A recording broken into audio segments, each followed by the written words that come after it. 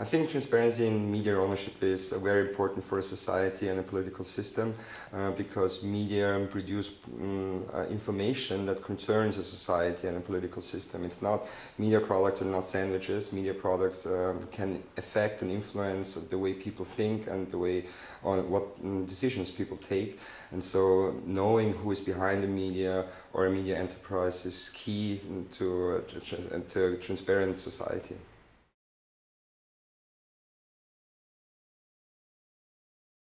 Transparency in media ownership in Austria has changed, it has improved. However, there are still a lot of questions, a lot of problems unsolved. For example, the second largest Austrian newspaper, it's a free daily newspaper.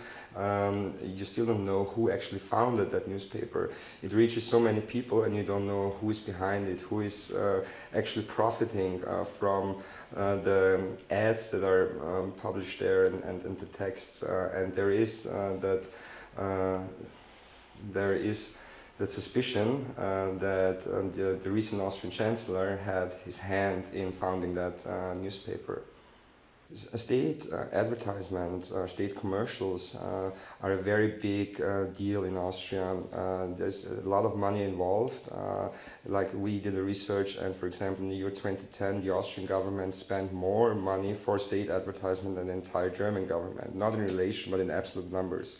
So although Austria is 10 times smaller in population and size, the Austrian government spent more money for it. So there's a lot of money involved here, and until recently you didn't know and you didn't get any answers by state officials. Even if you ask as a journalist, you wanted to know how much tax money is involved here, you wouldn't get any answers. State officials would say they don't even know themselves how much money is in that. That has changed 2 years ago. However, there are loopholes, big loopholes. For example, if a publication comes out 4 times a year, or less than 4 times a year, it would not be affected by the law. So you don't know how much money is actually spent there. So there are certain loopholes, and we've seen in our investigations that publishers of media and also state officials, they use those loopholes. For example, there's around 200 million euros involved in state spending and state enterprises spending in commercials.